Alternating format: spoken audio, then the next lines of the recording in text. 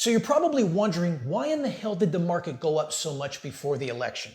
And you may have thought, with all the recent selling and indecision pre-election, along with the lack of financial stimulus, mass second wave coronavirus lockdowns throughout Europe, rapidly increasing coronavirus infections and deaths worldwide would certainly lead to more aggressive selling, right?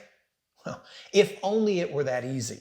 So in today's video, I will talk about why the market continues to defy logic and why it continues to make most traders and investors look dumb. I'm also going to tell you how not to become a victim to the market's bait and switch tactics, so you don't end up being both broke and confused. But before I do that, make sure to hit that like button if you like this video, and also show your support for this channel by subscribing. You can also visit my trading blog and get free trading education and videos. Also be sure to stick around later in this video because I have something special for each and every one of you. You see, the stock market has a history of making people look stupid. I mean real stupid. And in most cases, the market itself makes no sense at all. You may have even thought at times that there has to be some mysterious gremlin inside of your computer that's watching your every single move. And as soon as you enter a trade, it seems like the market immediately knows this and smokes you instantly. It's like it was something that was sitting there just waiting for you to hit the buy button so the stock can tank. And you know what? You're not alone in this feeling. In fact, I think we've all been in the position at some point where we actually felt that the market knew the exact time to screw us over. And you know why it feels like that? Because the market does. And here is how it knows this. You see, it all starts with a thing called emotional bias. This is defined as a distortion in cognition and decision-making ability due to emotional factors, even if there's definitive evidence to the contrary. There's been several neuroscience experiments that have shown how emotion and cognition, which are present in different areas of the human brain, interfere between each other in the decision-making process. This often results in primacy of emotions over reasoning. So let me tell you what this exactly means. Most market theories rely on the assumption that stock traders make decisions in rational and objective manners, while taking ample time to digest all available information about the investment before making a decision. But in fact, that's not true. Actually, what most stock traders do is make decisions that are based on emotional and psychological feelings at the expense of other relevant data. This means that a trader or investor's emotional state can have an unpredictable effect on their decision-making ability at different times. This also means that a trader or investor's mental state and the way that they process emotions will be more responsible for their overall trading success than their actual trading knowledge. Let me explain. A perfect example of this is Tesla, perhaps one of the most loved and hated stocks of all time. You can easily Google search and find thousands of groups dedicated to both the love and hate of Tesla. You can even find your fair share of anti-Tesla protesting truck drivers. It's a bizarre world. Therefore, Tesla isn't really much of a stock, as it is an emotional charged trading vehicle that's prone to wild swings that reflect the emotional traders behind it. The point is, more people are willing to fight about Tesla than to invest in it. They're also more willing to spend countless hours trying to defend their belief and convert the non-believers or flip believers while stringently arguing their points with internet strangers. This is the finest example of emotions and emotional biases. Because it doesn't matter if Tesla makes money or not, or if we've ever seen anything like this before, or some 300-year-old investor thinks that Tesla is unsustainable, or this business model will not work and this stock is supposed to crash. It also doesn't matter what you and I think about Tesla or Tesla's CEO Elon Musk and his somewhat wacky behavior. What matters is, well, the chart. The chart says investors and big money want to own this stock. For whatever reasons, logical or not, Big money continues and has continued for years to flow inside of this stock. And we can all debate the thousands of different reasons why or why it shouldn't, but the reality is that it is. And there isn't anything that we can do as smaller retail traders to change this. Where this becomes a financial problem is that an emotional and a most likely broke trader will fight the obvious trend out of ego and the need to be right.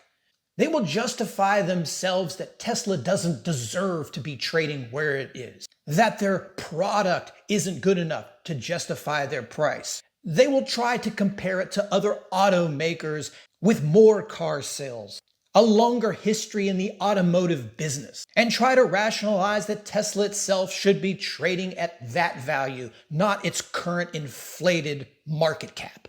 They will spend countless hours searching through message boards and forums about Tesla, and not to find objective, logical opinions, but to find like-minded traders. Traders that agree with their negative bias. So they can spend most of their day with like-minded barbecued shorts who agree with their bias so they can all continue to bitch about losing money. It's truly dumb. And this type of distorted cognitive delusion doesn't only exist in stocks and investing, but you see this type of delusion and behavior at its very worst in religion and politics. Because the need for one to press their personal beliefs upon another for the sake of being right is one of the stupidest and most ignorant, costly things anyone could ever do. And this, my friends, is the single greatest difference between a failing trader or investor and a successful one. Because amateurs argue and pros change sides quickly. It's nothing personal. It's not about being right or being wrong. It's about business. And something that moves as fast as the stock market, you don't have time to act like a stubborn dumbass. You've got to make money.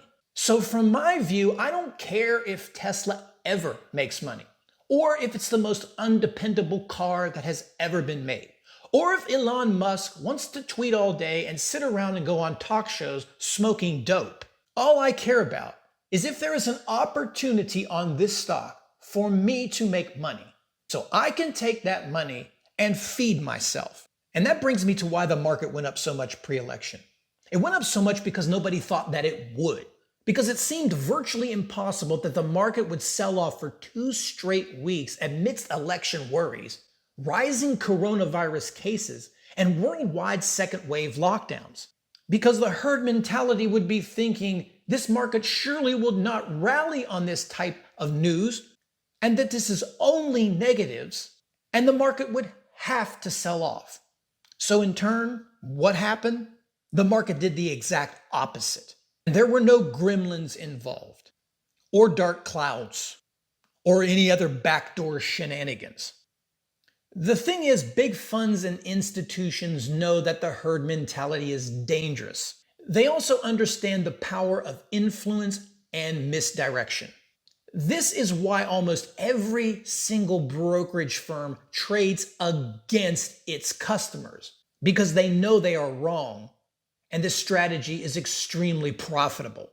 So profitable that every single brokerage firm denies that they participate in this type of behavior.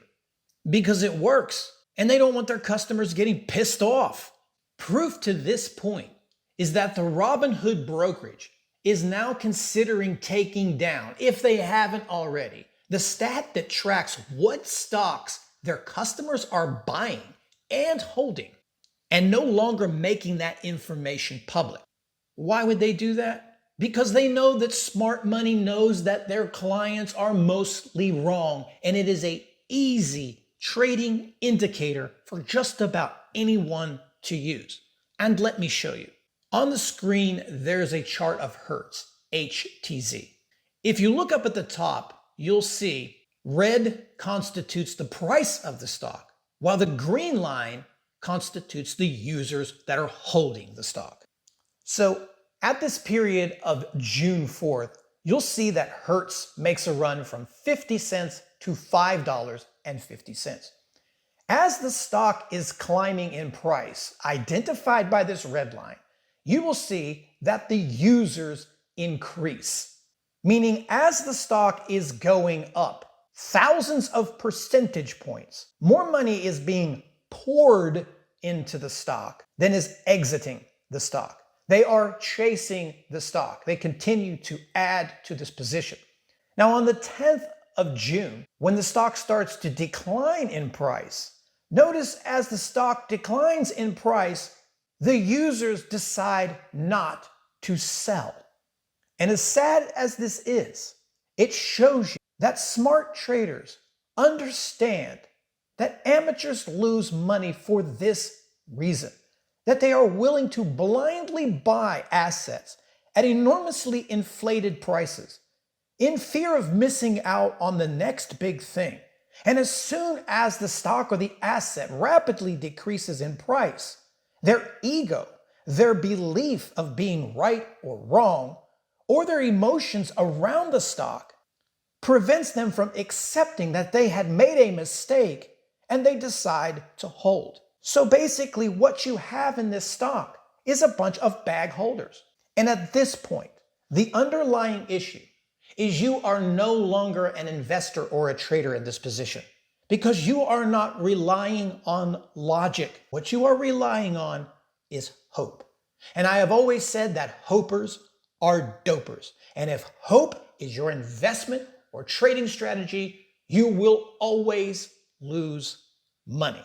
So the point is, big houses, professionals, and institutional traders know that the herd is wrong. They understand the amateur's behavior, and they take this type of information, they take these types of emotion, fear, greed, fear of missing out. All of these emotions, they're able to pick it out and they exploit that. So my point is that most of the herd is wrong, and your key to success will be blocking out the noise and trading what you see, not what you believe. The reason traders use charts is to tell them the truth, that all known relevant information about the stock is reflected in its price. Whether it's gold or it's trash, if people are buying it and continuing to buy it, the asset will go higher, and that is that. The stock market has a long history of destroying highly educated, stubborn fools who cannot distinguish reality from fantasy. My advice to you is don't be one of them.